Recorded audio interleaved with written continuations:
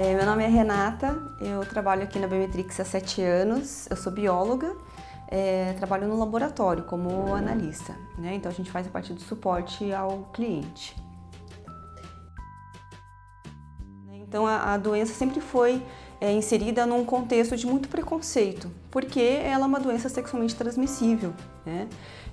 Então é muito importante a gente pensar que, eu sempre falo assim, que quando a gente nasce, a gente é um papel em branco, né? E a gente é analfabeto, a gente não sabe escrever nesse papel.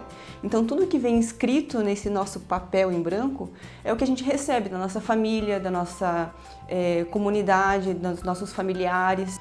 E tudo isso a gente assume como verdade, né? Então quando você ouve sua tia falando assim, menina, fecha essa perna, não senta de perna aberta, ou não, você fica aí brincando de boneca, os meninos vão brincar lá, tipo, ou quando você começa na adolescência, né? Aí a mãe pega o menino ali se masturbando e fala, tá errado, não pode, que feio. E aí qual que é, né? O que a pessoa vai colocando isso como verdade, que não pode, que é feio, então o que é certo e o que é errado. E aí quando chega na adolescência, né, com aquela explosão de hormônios, e ela tem vontades, e ela tem, né, desejos, e ela fica naquilo, não, mas não posso, porque é errado, que meu pai falou que não pode, e é claro, né, são coisas que você respeita, porque são as pessoas que você ama, que te falaram aquilo, então você, né, assume aquilo como verdade. E muitas vezes aquilo vai contra o que você sente, né? Então eu sempre falo, a questão de sentimento e a questão da sexualidade, a questão do desejo, é algo inerente do ser humano, né? Então quando a criança tá lá, pequenininha, ela tem a fase oral, então o que acalma a criança? É colocar a chupeta, é colocar a mamadeira, né? Depois, quando ela é um pouquinho maior, né, a gente sabe o que nos agrada, o que nos faz bem, né? E isso independe do sexo ou de como você consegue aquela fonte de prazer, né? E isso é muito diverso no ser humano. Então, quando você chega na adolescência e você se confronta com aquilo, e agora, será que eu vou ou não vou? A gente não fala sobre isso, porque ainda é criado como um tabu, né? E aí, todas aquelas dúvidas, e aí, o que acontece? Quando você não fala, você não conhece, e quando você não conhece, né? É aí que entra a chance de você ter um problema, de você fazer alguma coisa contra a sua saúde sem mesmo você saber, porque não é falado e não é discutido, né? Então acho que o mais importante é a gente chegar numa época que você já sabe o que você quer e você já sabe o que você gosta e você rever aquilo que está escrito lá naquela folha que foi escrita para você, o que cabe na sua vida e o que não cabe na sua vida.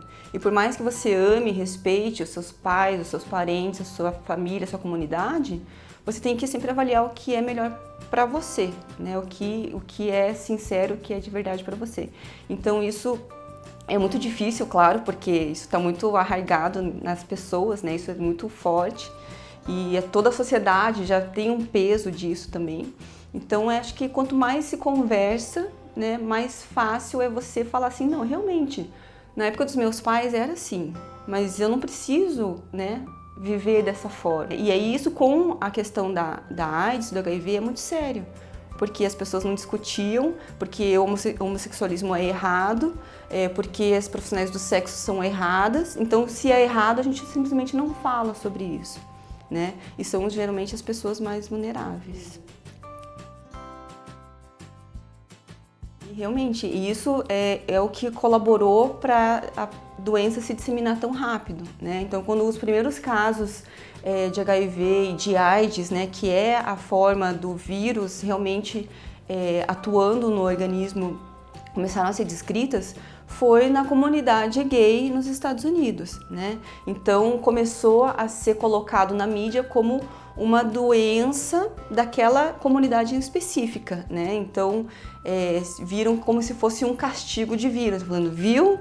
Você fazendo coisa errada, o que acontece, né? E foi um surto. Então, até as pessoas entenderem isso, ficou muito estigmatizado. Então, as pessoas que eram heterossexuais não se sentiam parte desse problema de saúde. E isso começou a vir na mídia com algumas pessoas famosas, né, que foram até assim considerados mártires, né? Foi aqui no Brasil o Cazuza, né? Então foi, acho que, um dos primeiros casos de uma pessoa famosa, homossexual, com AIDS que aconteceu. Ele foi detonado na mídia. A Veja fez uma entrevista com a mãe dele, já quando ele estava bem doente, e ela falou assim, que legal, né? A gente vai conseguir falar um pouco sobre a doença, expor isso e mostrar para as pessoas o perigo que é. E a Veja colocou assim como uma doença, né, da comunidade gay, colocou uma foto dele caquético já, então colocando assim aquela visão negativa, né, da doença e, né, alastrando esse preconceito.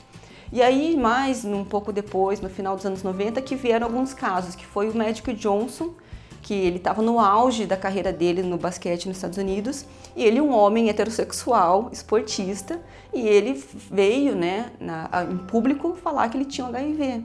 E as pessoas ficam assim, mas como? Né? O que aconteceu? Ele, né, ele não era heterossexual, não era casado, não era uma pessoa de bem, né? Aqui no Brasil a gente teve o caso da Sandra Breia, que na época ela era assim, uma das atrizes mais famosas, né? Bonita também, heterossexual, e ela apareceu com AIDS e veio assim, quebrando esses paradigmas, né? De que realmente não era só uma doença específica de uma parte da sociedade, mas tinha que ser pensado como um todo.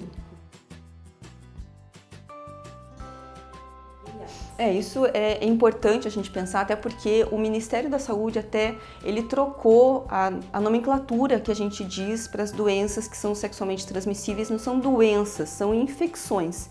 Então o que acontece? O HIV ele é um vírus, né, que causa uma infecção, e aí quando a pessoa está com o vírus, né, o corpo ela tem diferentes formas de atuar contra esse vírus, né, assim como outras doenças sexualmente transmissíveis, que hoje a gente chama de infecções. Porque doença a gente sempre associa a um sintoma, a pessoa ter uma característica física de que ela está doente, ela perde peso, ela tem feridas na pele, ela está debilitada. E essas infecções sexualmente transmissíveis nem sempre causam uma doença. Então são muitas pessoas que elas têm o vírus, né, elas são infectadas pelo HIV, que é o vírus, só que elas não desenvolvem nenhum sintoma, nenhuma doença, né?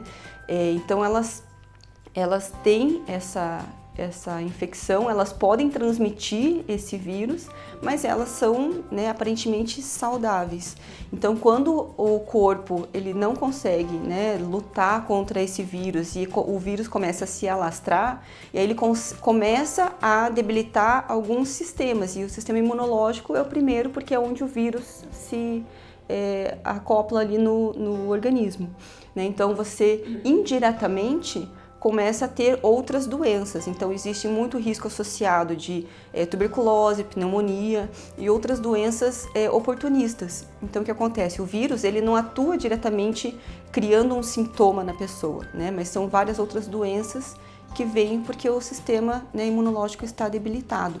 Então é isso que caracteriza a AIDS, que é uma síndrome, né? É uma série de sintomas associados que juntos eles caracterizam, né, a pessoa com o HIV ali dominante no organismo. E é claro que hoje, como existem várias opções de tratamento, a sobrevida das pessoas é muito maior.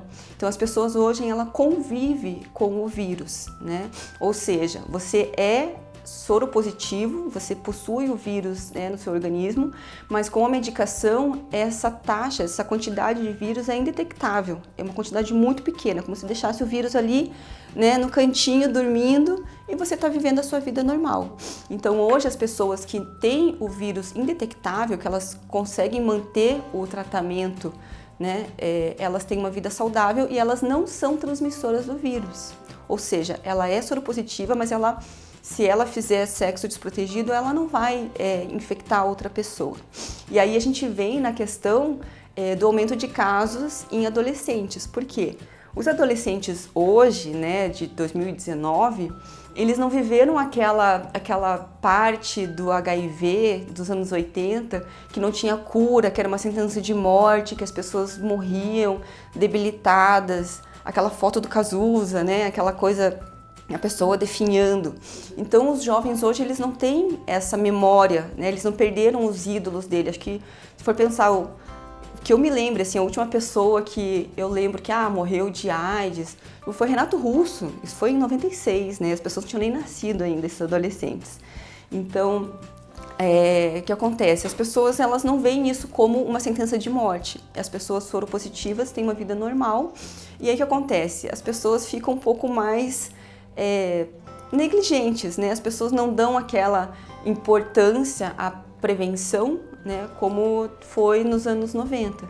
Então hoje a maior incidência de infecção são nos jovens. Porque eu já falo, não dá nada, não é assim uma doença, não vou morrer, né? Tipo, tem um monte de gente aí com HIV.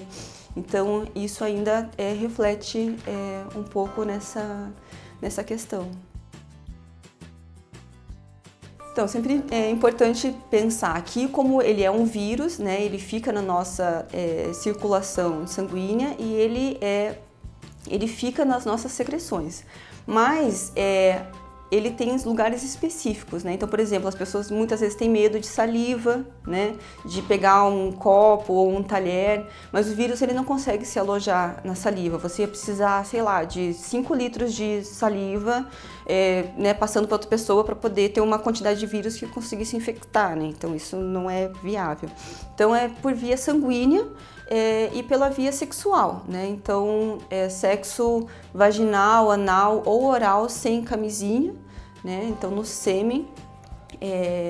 E a mulher também, quando a mulher tem algumas feridas, né? Então, o sexo que a gente pensa vaginal não é só a transmissão do homem para a mulher. Então, a mulher, muitas vezes, se ela tem alguma ferida interna e ela tem um pequeno sangramento e que não é visível, né? Mas pode ser uma transmissão, é uma probabilidade muito menor, mas existe. Da mesma forma o sexo oral, né? A probabilidade de você ter a transmissão do vírus por sexo oral é muito pequena, mas ela existe, mas é muito, né, ínfima.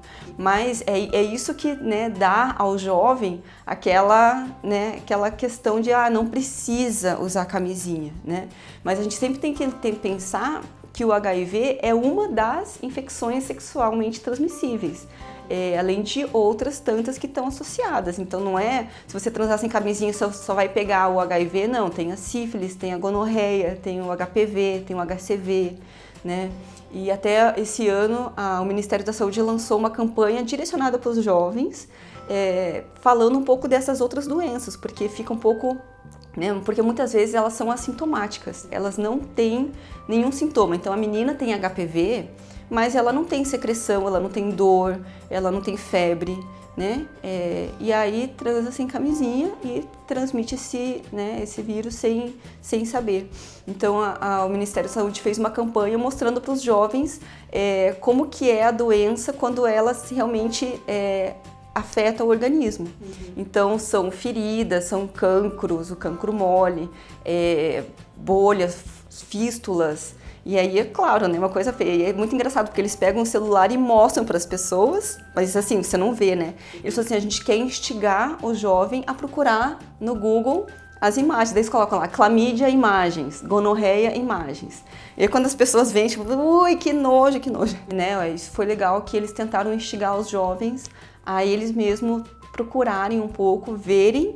E aí, acho que nessa questão, né, de quando você entende qual que é a consequência daquela doença, né? Você fala assim, se é ruim de ver, imagina de ter, né? Então, acho que pro jovem isso ainda tem que ser algo mais trabalhado, né? Até, eu sei, não é uma série muito famosa, mas tem uma série na Netflix que chama Elite, uhum. Que mostra, eu acho que é na Espanha, um colégio de alta classe, né, de pessoas, um colégio particular, e aí mostra uma menina que ela deve ter uns 17, 18 anos, de uma super rica, que se envolve com um menino da periferia, ela é contaminada, ela tem HIV, só que é claro, ela tem acesso aos melhores tratamentos e ela é indetectável, né? Então ela é soropositiva, todo mundo sabe que ela é soropositiva e ela sofreu bastante bullying na escola, mas ok, ela está lá, né, vivendo naquele meio. E aí ela vai transar com outro namorado dela e ele fala, não, mas espera, né, você não é HIV positivo? Dela, não, eu sou indetectável.